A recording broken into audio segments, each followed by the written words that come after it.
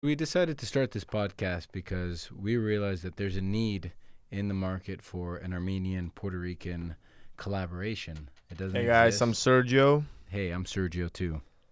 All right, I'm Sevak then. I'm Sevak as well. Hey. So help us out. We're looking Oops. for topics. We're looking Yeah. for what we can talk about. Because Tell I us. think together we have a lot to talk about. We're just one of us is always talking. Always. Guess who it is? Sure. um, but yeah, man, Sergio. Tell Yeah. us a little bit about let's get into our personal background. Like how do we know each other? Yeah, so I met Sevak. I remember I was 15 years old moving from Armenia to Los Angeles. And he was in. No, that's his story. So Um, I met him. How old was I? I was probably like 23, 23, 24. I just started wow, going you're to old. Playhouse West over in Hollywood. I guess it's not even Hollywood. Where North is it? Hollywood, North Hollywood, yeah. Valley In Village. Valley Village. And I started taking the advanced class with Wolfgang Bodison. I started immediately in their advanced class. Wow, And I he's a remember good actor. That's why. I met, yeah, thank you. And I remember I first spoke with Robert Carnegie, the owner, and after discussing a little bit with him, he decided it'd be a good idea to try out with Wolfgang Bodison. That's where I met Sevak, who then told me he was Armenian. I was like, what? What's Armenia? I've never even heard of that. That's a place? And he was so shocked. He was like, bro, it's the kingdom from sea to sea. And It was blindfolded basically. yeah, and He I had felt Armenian so. neighbors too, just Yeah, literally. well, they're Syrian Armenian, so this is a different topic. But basically, I was so like embarrassed at the fact that I didn't know anything about Armenia that the next time we met up, because we were working on a scene from this play called Death of a Salesman, I was happy he was Biff. And I remember because I don't like being ignorant, I went on, I researched everything. The next time we met each other, I started just spouting all these facts about Yeah, Armenia. He was like, what? he's good at it. What a Yeah. great effort we put into it, right? Like the Oh, death yeah. of the salesman. Death of a We Salesman, were yeah. brothers, Yeah, and we crushed it. we crushed it. We actually took it so seriously because we were in a type of like a method acting school, Yep. and we were inspired by method actors. So I remember, we went out, right? We went out to La Descarga, Yeah, we were. smoked some cigars Yeah. together, had a drink, Yep. and we were just trying to build a relationship of what it would feel Brothers. like to be brothers. Yeah. Yeah. It was a fun night. It was a really good time. I remember I had a blast, and that was the start of our friendship 10 years Yeah, ago. 10 years ago. Wait, no, Probably it's been longer. 2014, No, around 2014. 2013, I would Yeah. say. How long have you been an actor? I started acting August 6th, 2010. I Wow. started at Playhouse. Well, I started at this playhouse called the Hood School of Acting, which nowadays it's really blowing up online. You might have heard it, the Hood School of Acting. But I started there after being very dissatisfied at my job. I was a paralegal at a corporate law firm. I took the LSAT. I thought I was going to be a lawyer. Hmm. But, I just, even though I could do it, I didn't really like it. I And think you could do it. yeah, Yeah. I saw my wife doing the arts. She's a professional cellist, and I longed to be able to express myself artistically too. So I decided, you know what, I'm gonna become an actor. If it's a mistake, I'm young, and this journey taught me a lot, and I'm still learning things. So when were you at that time? Were you thinking like I'm gonna draw the line at this age? If it doesn't work out, I'm stopping. Yeah, I said that I was gonna stop at, I think it was like 30. So what happened?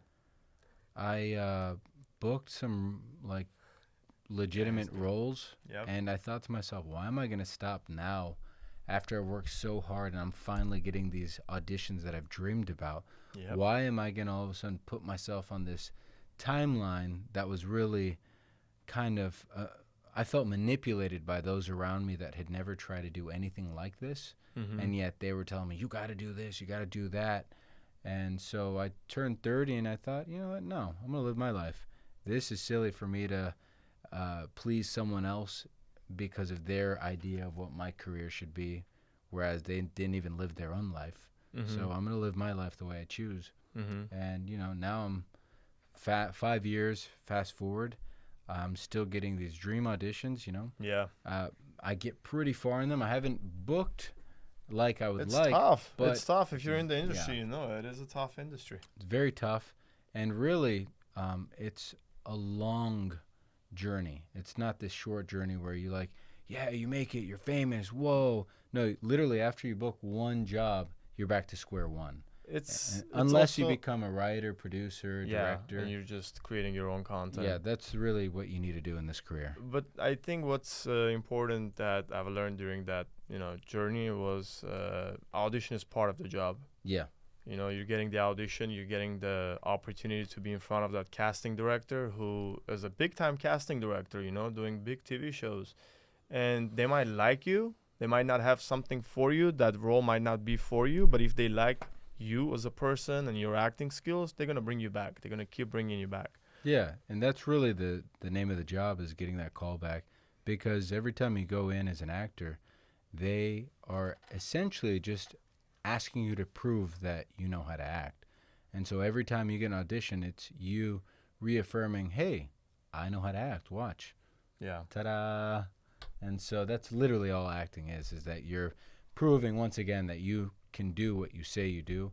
And but not everyone can. I just think, like, I personally always have self-sabotaged my skills, but I've always thought you're a good actor. no, you're great too, man. I've seen it. It's Last time we worked on an tough. audition, you got hired. You Yeah. remember? Yeah. Yeah. Well, Yeah. that's right. That's Yeah. true also. I mean, I did get hired, definitely. I did Yeah. get callbacks. I did Yeah. get pinned. I tortured him. You remember how much I forced you to keep You going? got under my skin, yeah. Yeah. I No, wanted to but I suck. got under your skin in a good way. In a good way, yeah, of you course. got hired, you know? No, of course. Yeah. I just, sometimes I like to rush things. Yeah, I don't do that It's for a good everyone, though. thing, but depending on what field you're in, like in acting, it's not a good thing. Yeah. If I think you're hopeless, I just, one and done. I'm like, yeah, good. How do you feel about it? And You if know- you say you feel great, I'm like, good. All right, see ya. You know what worked for me? Huh. So I used to do coaching, right? Like Mm. I used to hire coaches to Me too. train me for the audition. Yeah. And I literally started taking what I, got coached on, however I got coached on it, like the script, and started doing it exactly the same way as Mm. we had done it with the coach. Yeah. And I got the best results like that. Yeah, The using the callbacks. technique. The technique Yeah. that we put together with the coach. I didn't, Amy because Linden? you can lose it. I emulated basically what we did, Yeah. and I kept practicing it and took that to the audition room. Yeah. And So important. yeah, so it's a thing you can forget. You can pay for the coaching, but if you go there, you're like a blank slate. You might do completely something else and forget about it. Yeah. But if you practice what you've been coached, I got better results in the audition room. Yeah, coaching is really important because, if you're getting coached by someone that does have results with their actors, they're teaching you to, well, I don't want to say that they're teaching you something. Basically, they're just showing you a different way of doing things from their own point of view. And maybe their point of view, they have better, like, choices. Because acting is all in choices. And so maybe their choices are just a little stronger than your choices. And maybe they're a little bit better at creative decision-making than you are. And that's not always the case. But when you're auditioning for TV and film, it's not the same as rehearsing a play. Yeah. With a play, you have so much time. You can think about this so long. You can reinvent it. You have like 3 months of practice. Whereas an audition, I've had 10 pages thrown at me, or even 30. The worst was when I had 30 pages, 3 different roles, and I had like 2 days to be able to memorize all 30 pages. But you do get good at it, right? It's like You do, your yeah. memory becomes really good. Yeah, my and memory you is build your amazing. technique. But I remember thinking, this was okay, but I know that if I would have been given maybe like 5 days, it would have been exceptional. But as an actor, that's why you have to go to class and you have to stay sharp. Yeah, your mind Because- needs to be sharp. Yeah, they expect you at the drop of the dime to just crush it. And, that's the importance of class. It keeps you sharp. Every time I've been to class continuously, I've had a higher chance of booking. Mm-hmm. Or if they give me 5 days, I crush it. Nice. That's my magic number. 5 days. You give me 5 days for an audition, it's going to be exceptional. So now my question is, how do you take what we've learned so far, however far we've come, and translate it into business? Yeah. So that's a fantastic question. Right now, how I'm saying that we can translate it to business is to understand when something's good enough and not be perfectionist. 'Cause that's a big part of acting, is that you could take a self-tape audition and you could tape it 1,000 times, or you could understand that, you know what, after you did the work, it's either 5 takes, 3 takes max, and just move on to the next thing. Because even with business, you could try to be a perfectionist, not Yeah. get anything done. Oh yeah. Yeah, You know how big I am on that.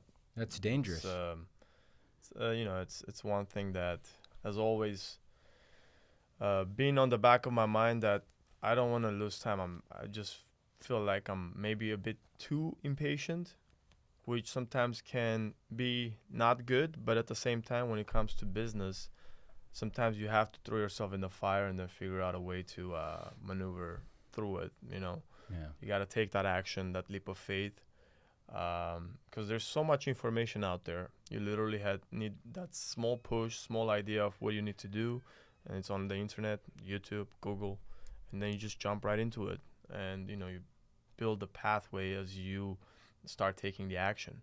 Yeah. You start understanding, you start questioning, how can I do it better? You keep asking yourself that question: how can I be better? How can I get my clients better results? How can I grow this business where, you know, it's not dependent on me, but it's working well? So there's just so many, and I feel like acting wise, we're able to apply it in our business when it comes to sales, when it comes to connection, you know, connecting with our clients, when it comes to helping them be in front of the camera, in this case in the content agency world. Make sure that they come across authentic, you know, their authentic self.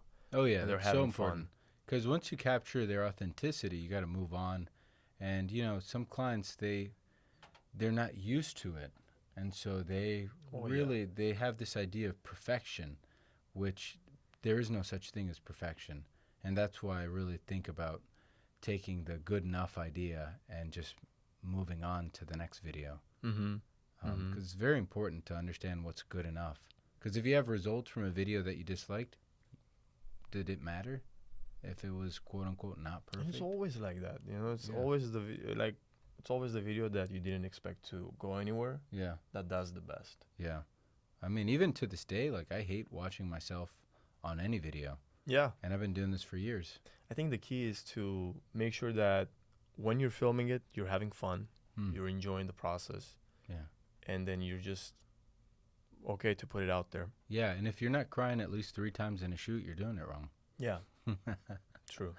I cry all the time. No, that's funny. But that's so cool. It's That's a joke, by the way. You know, just in case. just anyone... put it out there. That's Yeah. one thing about Sergio. Always, you know, he Yeah. doesn't get my sarcasm still. So No. you know, he'll be sarcastic. It's very dry, and I won't react the way, you know, I'm supposed Yeah. to react. Yeah. And he'll be like, "No, I'm joking. That's I'm a joking. joke," you know. Yeah, just in case. All the time. So Yeah. I just never give him reactions. No, literally. but maybe it's me overcompensating because in the past I've had it where people don't understand I'm joking, yeah. and then I say it to them, and they're like,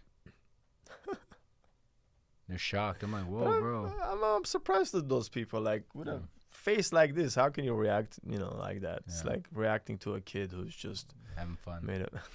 Hey, Yeah. I'm growing a beard. You can't tell, but He's growing a I'm beard. working on a beard. Yeah, it's gonna happen. It's eventually gonna happen. So he literally wants to copy my persona. No. He used to have curly hair. He cut his hair. Well, yeah, I just Now want it to he's look growing a professional. beard, and he Growing wants a to beard. get shorter.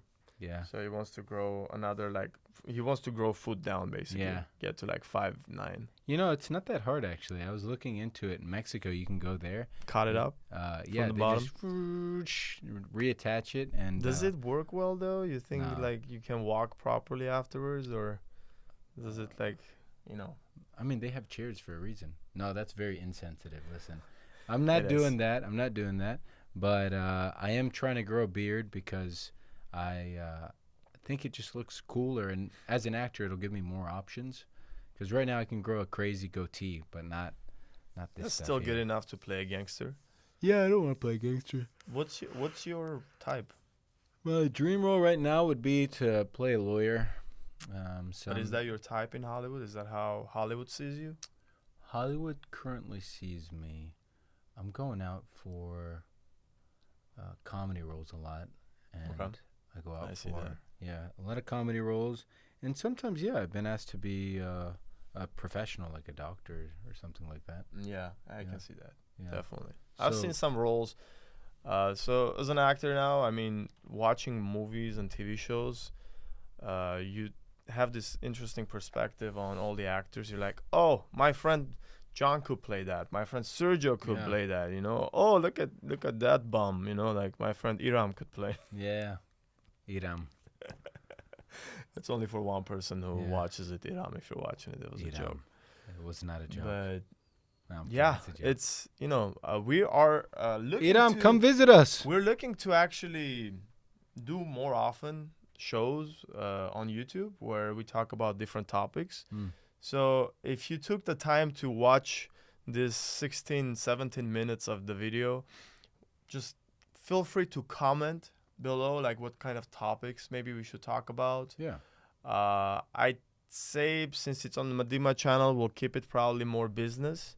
We will talk about, of course, our backgrounds more, so you get to know who we are. Yeah, we can talk about investments too, because that's a big, important part of owning a business is knowing how to not only invest while you're in the company, but on what to invest, how to invest, which resources to use, like your accountant. You as a business owner, it's really important to know these things.